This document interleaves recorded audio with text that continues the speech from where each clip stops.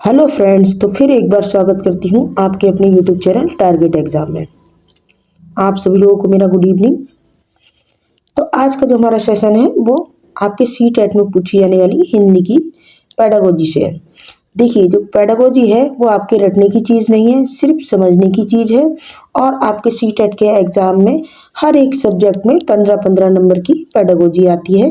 तो इस तरह से आप 75 नंबर का स्कोर आप काफ़ी सरलता से हासिल कर सकते हैं। तो वीडियो को शुरू से लेकर एंड तक देखें और जहां ज़रूरी समझें आप क्वेश्चन नोट भी कर सकते हैं। तो चलिए वीडियो को शुरू करते हैं। आज की वीडियो का पहला प्रश्न है, बच्चे बोलचाल की भाषा का अनुभव लेकर विद्यालय आते हैं, इसका क्या अर्थ है? देखिए, बच्चे क्या हैं, एक कोरी स्लेट नहीं है। वो अपने परिवार से भाषा सीख कर आते हैं, यानी अपनी मातृभाषा जो कि उनके परिवार में बोली जाती है या फिर उनके आसपास बोली जाती है, यानी स्थानीय भाषा। तो देखिए, बच्चे क्या होते हैं, विद्यालय में अपनी भाषा का अनुभव लेकर आते हैं। तो इसका अर्थ क्या होना चाहिए आपके हिसाब से? ऑप्शन, बच्चों को बोलचाल की भाषा ना सिखाई जाए, भाई ये गलत है। बच्चों की बोलचाल की भाषा को सुधारा जाए, तो ऐसा नहीं है। बच्चे पहले से ही भाषा सीख कर आते हैं। बच्चों के भाषाई अनुभवों का उचित प्रयोग किया जाए, ये सही है कि उनके पुराने ज्ञान को नए ज्ञान से जोड़ा जाए। तो आपका जो ऑप्शन सी है ये राइट हो जाएगा। नेक्स्ट क्वेश्चन है, निम्न में से भाषा के मुख्य कौशल नहीं है। देखिए, भाषा के कितने कौशल होते हैं? तो भाषा के 4 कौशल होते हैं। सुनना, बोलना, पढ़ना, लिखना। क्या क्या होता है? सुनना, बोलना, पढ़ना, लिखना, जिसे आप ट्रिकी वे में आप सीख सकते हैं। सुबो पोली, यानी सुनना, बोलना, पढ़ना और लिखना। तो देखिए, भाषा के कितने कौशल मैंने बताए? मैंने यहाँ पर 4 कौशल बताए, यानी सुनना, बोलना, पढ़ना, लिखना। अब इनमें से आपको बताना है कि कौन सा नहीं है। जब आपको ये ट्रिक पता होगी कि कौन कौन से कौशल होते हैं, यानी 4 होते हैं, और आपको पता होगा कि इसको क्रम से किस तरह से लगाते हैं, सुनना, बोलना, पढ़ना, लिखना। इस तरह का भी क्वेश्चन आपके एग्जाम में पूछा जाता है, तो आपको ये भी पता होना चाहिए। अब यहाँ पर देखिए कौन सा कौशल नहीं पूछा गया कि कौन सा नहीं है।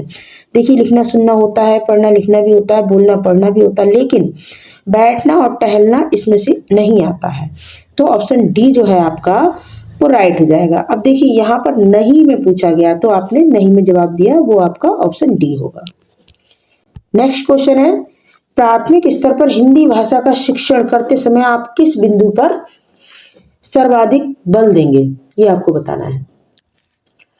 देखिए, हिंदी भाषा के मुहावरे और लोकोक्ति बल देंगे, ऐसा नहीं है। हिंदी भाषा की विभिन्न वाक्य संरचनाओं पर बल देंगे, या फिर हिंदी भाषा की सौंदर्य और आलंचिकता। देखिए, यहाँ पर ये गलत लिखा हुआ है। यहाँ पर क्या होना चाहिए? यहाँ पर होना चाहिए आचलिकता। क्या होना चाहिए? आचलिकता। नेक्स्ट है आपका हिंदी भाषा की मानक वर्तनी। तो बताइए आप किस पर बल देंगे? प्राथमिक स्तर पर हिंदी भाषा का शिक्षण करते समय आप किस बिंदु पर सर्वाधिक बल देंगे? मुहावरे लोकोक्तियों पर दिया नहीं जाएगा, आपका नेगेटिव है। हिंदी भाषा की विभिन्न वाक्य संरचनाएं, ये भी नेगेटिव है। हिंदी भाषा की सौंदर्य और आचलिकता, इस पर आप बल देंगे, यानी बच्चा सौंदर्य के, यानी भाषा सौंदर्य के परिवेश में या भाषा समृद्ध के परिवेश में, बच्चा प्रिंट परिवेश में, यानी उसकी क्लास में जो प्रिंट लगे होते हैं, पिक्चर लगे होते हैं, उससे क्या होता है, बच्चा जो है भाषा को अच्छे से सीख पाता।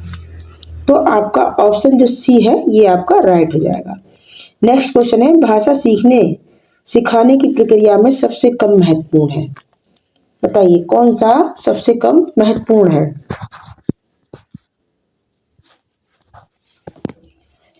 भाषा की पाठ्यपुस्तक या भाषा का आंकलन, भाषा शिक्षण की पद्धति या भाषा का परिवेश।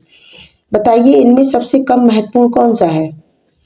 तो देखिए, भाषा का आंकलन भी होता है, भाषा शिक्षण की पद्धति होती है, भाषा का परिवेश भी होता है। ये तो आपके क्या है, पॉजिटिव पॉइंट है। लेकिन जो सबसे कम महत्वपूर्ण है वो ये है कि भाषा कभी भी पाठ्य पुस्तक तक सीमित नहीं होती है। तो आपका ऑप्शन जो ए है वो राइट हो जाएगा। क्योंकि ये सबसे कम महत्वपूर्ण है। भाषा देखिए सिखाने के लिए बच्चों को हमें क्या करना चाहिए, उनके बाहरी वातावरण से जोड़ना चाहिए। पाठ्य जो पुस्तकें होती हैं उन पर बच्चों को क्या नहीं रखना चाहिए, हमें डिपेंड नहीं रखना चाहिए, उनको बाहरी वातावरण से जोड़ना चाहिए। तो ऑप्शन ए आपका राइट हो जाएगा। क्वेश्चन नंबर 5 देखते हैं। भाषा अर्जित करने के संदर्भ में कौन सा कथन उचित नहीं है। देखिए आपको उचित नहीं है पे ध्यान देना है। यह एक सह, देखिए यहाँ पर आएगा आपके सह प्रक्रिया है, यह स्वाभाविक प्रक्रिया है, ये बच्चे भाषा के नियमों को आत्मसात करते हैं या बच्चे को नियम बनाना सिखाया जाता है। देखिए नहीं है में पूछा गया, आपको नेगेटिव पॉइंट बताना। देखिए एक सही प्रक्रिया है, ये सही है, स्वाभाविक प्रक्रिया ये भी सही है, बच्चे भाषा के नियमों को आत्मसात करते हैं, बिल्कुल सही है। लेकिन जो नहीं सही है वो है आपका ऑप्शन डी। बच्चे को नियम बनाना सिखाना ये जरूरी नहीं है कि उनको व्याकरण सिखाया जाए, क्योंकि बच्चे छोटे हैं। तो ऑप्शन डी आपका राइट हो जाएगा। नेक्स्ट क्वेश्चन है, पहली कक्षा में डॉट भी लिखना के अंतर्गत आता है, क्या आता है। वाक्य लिखना, देखो ये तो आएगा ही, अक्षर बनाना ये भी आएगा, शब्द बनाना ये भी आएगा, लेकिन जो चित्र बनाना होता है ये भी लिखने के अंतर्गत आता है। चित्र बनाना, पहली कक्षा में चित्र बनाना ये क्या है, ये भी लिखने के अंतर्गत आता है, छोटे बच्चे के हिसाब से अगर देखा जाए तो ऑप्शन डी आपका राइट हो जाएगा। अब देखते हैं क्वेश्चन नंबर 7। 8वीं कक्षा में पढ़ने वाला आदित्य कागज पर लिखते समय बाएं हाशिए को बढ़ाता चलता है, यह प्रमुख लक्षण किसका है। देखिए यहाँ पर किसकी बात हो रही है, लिखने की बात हो रही है। तो लिखना किससे संबंधित है, डिस्ग्राफिया किसका है, तो यहाँ पर क्या आएगा आपका राइट ऑप्शन डिस्ग्राफिया आएगा, जो कि लिखने से संबंधित है। यदि डिसलेक्सिया के बारे में पूछा जाए तो ये पठन से संबंधित है, तो आपका ऑप्शन बी राइट हो जाएगा। अब देखते हैं क्वेश्चन नंबर 8। एक शिक्षक दृष्टिबाधित छात्र को अधिगम में किस प्रकार से मदद कर सकती, किस विधि से कर सकती, श्रव्य दृश्य या सभी। देखिए दृष्टिबाधित बच्चा है तो वो देख नहीं सकता है, और सुनना देखना एक साथ नहीं हो सकता, क्योंकि वो सुन तो सकता है मगर देख नहीं सकता है, और ये सभी ये भी आपका रॉन्ग पॉइंट है। तो देखिए जो सही वर्ड होगा वो क्या होगा, वो होगा आपका श्रव्य यानी सुनना। दृष्टिबाधित बच्चा सुन तो सकता है, तो इस विधि से जो शिक्षक है उसकी मदद कर सकता है। ऑप्शन ए आपका राइट हो जाएगा। अब देखते हैं नेक्स्ट क्वेश्चन, पठन कौशल से अभिप्राय क्या है। पठन कौशल से अभिप्राय पूछा जा रहा है कि क्या है, शब्दों को पढ़ना, वाक्यों को पढ़ना, या फिर पढ़कर समझना, या लिपि चिन्हों की पहचान करना। बताइए क्या है इसकी। तो देखिए पठन कौशल से अभिप्राय होता है कि पढ़कर समझना, यानी आपको क्या करना है, पढ़कर समझना। आपको पता होगा कि कितने कौशल होते हैं, 4 कौशल होते हैं, और हम पढ़कर ही किसी चीज को समझ सकते हैं। तो ऑप्शन सी आपका राइट हो जाएगा। नेक्स्ट क्वेश्चन है, प्राथमिक स्तर पर हिंदी भाषा सिखाने के लिए सबसे अधिक जरूरी क्या है। भाषा शिक्षण का भाषा ज्ञान, कक्षा में रंगीन पाठ्य पुस्तकें, कक्षा में प्रिंट समृद्ध परिवेश। बताइए क्या हो सकता है इसमें, या फिर लिखित आंकलन। तो देखिए यहाँ पर जो सबसे जरूरी है, क्योंकि प्राथमिक स्तर के बच्चे इनके लिए सबसे ज्यादा जरूरी है कक्षा में प्रिंट समृद्ध परिवेश, यानी वहां का जो माहौल होगा, कक्षा जो होगी वो कैसी होगी, प्रिंट समृद्ध, यानी बहुत सारे रंगीन चित्र लगे होंगे जिसके माध्यम से बच्चों को समझाया जा सके। नेक्स्ट क्वेश्चन है, भाषा सीखने और सिखाने में आप किसे अधिक महत्वपूर्ण मानते हैं। संज्ञानात्मक विकास को, सामाजिक अंतक्रिया को, या दृश्य श्रव्य सामग्री को, या बाल साहित्य को। भाषा सिखाने में, सीखने में भी और सिखाने में भी। तो देखिए इसमें सबसे महत्वपूर्ण पॉइंट है आपका सामाजिक अंतक्रिया, यानी ऑप्शन बी आपका राइट हो जाएगा। अब देखिए ये राइट कैसे होगा, बच्चों के जो घर में अंतक्रिया होती है वो किसके साथ होती है, परिवार के साथ होती है। तो वो कौन सी भाषा सीखता है, अपने परिवार की भाषा सीखता है। और जब बच्चा समाज से रूबरू होता है तो उसकी क्रिया किसके साथ होती है, सामाजिक अंतक्रिया यानी समाज के साथ होती है। तो यहाँ पर क्या होता है, यहाँ पर बच्चे जो होता है सीखने के नए नए एक्सपीरियंस करता है, उसे नए नए एक्सपीरियंस मिलते हैं। तो आपका ऑप्शन बी राइट हो जाएगा। नेक्स्ट क्वेश्चन है, नाटक शिक्षण की उपयुक्त विधि क्या है। नाटक शिक्षण की उपयुक्त विधि क्या हो सकती है। रंगमंच प्रणाली, देखिए अभी बच्चा छोटा है तो रंगमंच प्रणाली नहीं हो सकती है, लेकिन कक्षा अभिनय प्रणाली हो सकती है, यानी कक्षा में अभिनय करना। तो ऑप्शन बी आपका राइट हो जाएगा। नेक्स्ट क्वेश्चन है, उच्च प्राथमिक स्तर पर, यानी जूनियर लेवल की बात की जा रही है, उच्च प्राथमिक स्तर पर भाषा सीखने सिखाने का क्या उद्देश्य होता है। बताइए, व्याकरण के सभी नियमों को कंठस्थ करना। देखिए ये आपका नेगेटिव पॉइंट है। साहित्य की गद्य एवं पद विधाओं की रचना करना ये भी नेगेटिव है। हिंदी भाषा के समग्र इतिहास के बारे में जानना ये भी आपका नेगेटिव है। लेकिन भाषा के नियमबद्ध प्रकृति की पहचान और उसका विश्लेषण करना ये क्या है, ये आपका पॉजिटिव वर्ड है, तो यही आपका सही हो जाएगा। नेक्स्ट क्वेश्चन, आपकी कक्षा के लिए कुछ विद्यार्थी सड़क को सरक बोलते हैं, इसका सबसे संभावित कारण क्या हो सकता है? क्या उन्हें हिंदी नहीं आती? ये गलत है। लापरवाही का होना, ये भी गलत है। उनकी मातृभाषा का प्रभाव, ये हो सकता है। सुनने में समस्या, ये भी आपका गलत है। लेकिन ऑप्शन सी, उनकी मातृभाषा का प्रभाव, ये आपका सही पॉइंट है। इसके लिए देखिए क्या होता है कि बच्चा जो है जिस क्षेत्र में रहता है तो वहाँ की जो स्थानीय भाषा, उसका प्रभाव तो उसकी भाषा में देखने को मिलेगा। उसकी परिवार की जो बोली होगी, मदर टंग होगी, उसका भी प्रभाव किस में मिलेगा? बच्चे की भाषा में मिलेगा। तो देखिए बच्चा जब सड़क को सरक कहता है तो ये क्या है? ये उनकी मातृभाषा का प्रभाव है। तो ऑप्शन सी राइट हो जाएगा। नेक्स्ट क्वेश्चन है, अब देखते हैं क्वेश्चन नंबर 15।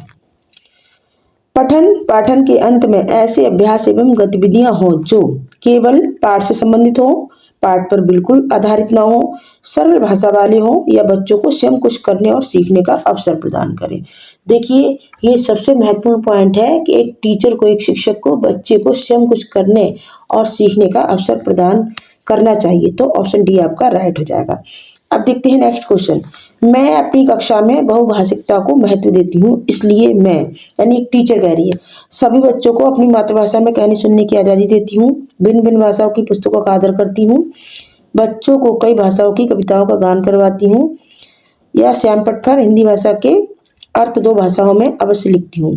देखिए ये सब इतना महत्वपूर्ण नहीं जितना महत्वपूर्ण है कि सभी बच्चों को अपनी मातृभाषा में कहने सुनने की आज़ादी होनी चाहिए एक टीचर के हिसाब से। तो ऑप्शन ए आपका राइट हो जाएगा। हिंदी भाषा शिक्षण के संदर्भ में आप किस कथन से सहमत नहीं है? देखिए नहीं में पूछा जा रहा है कि आप किस कथन से सहमत नहीं है।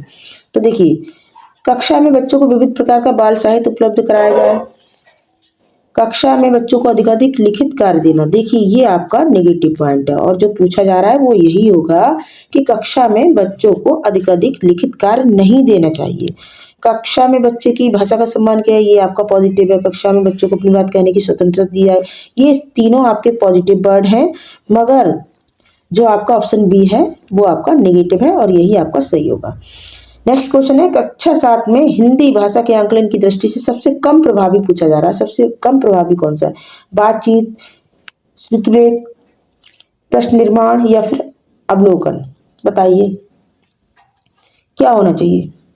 तो देखिए इसमें जो होगा वो होगा आपका श्रुतलेख, यानी ऑप्शन बी आपका राइट होगा। देखिए बातचीत में क्या होता है? उसमें विचारों का आदान प्रदान होता है। प्रश्न निर्माण में क्या होगा? बच्चे दिमाग लगाएंगे। अवलोकन करना होगा तो इसमें क्या क्या होगा? इसमें निरीक्षण, परीक्षण, इसमें भी पॉइंट लगाना पड़ेगा। लेकिन जो श्रुतलेख होता है उसमें क्या होता है? बच्चा सुनता है और लिख लेता है, तो उसमें पता नहीं चलता है कि बच्चे में कितना कौशल है, उसमें उसके अंदर कितना दिमाग है, या वो अपने आप से क्या क्या कर सकता है। तो देखिए आपका ऑप्शन भी राइट हो जाएगा। नेक्स्ट क्वेश्चन है, कौन सी विधि प्राथमिक भाषा उपागम कहलाती है? कौन सी विधि? प्राथमिक भाषा, आपकी प्राथमिक भाषा कौन सी होती है? मातृभाषा होती है।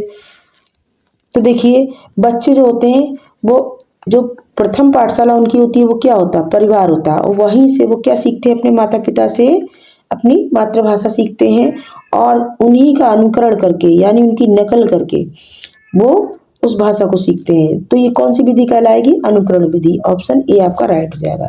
नेक्स्ट क्वेश्चन है, व्याकरण शिक्षण की वह पद्धति अपेक्षाकृत अधिक उचित है जिसमें बच्चे क्या करते हैं? बताइए। इसमें देखिए बच्चे नियम को कंठस्थ कर लेते हैं, ये आपका रॉन्ग पॉइंट है। कंठस्थ जहां भी वर्ड मिले आप इसको हमेशा नेगेटिव ही लगाना। बच्चे उदाहरण से नियमों की ओर जाते हैं या बच्चे नियमों से उदाहरण की ओर जाते हैं? बताइए। या बच्चे सूत्रों का उपयोग करते हैं? तो देखिए बच्चे उदाहरण से नियम की ओर जाते हैं, ये आपका राइट होगा, यानी पॉजिटिव वर्ड होगा।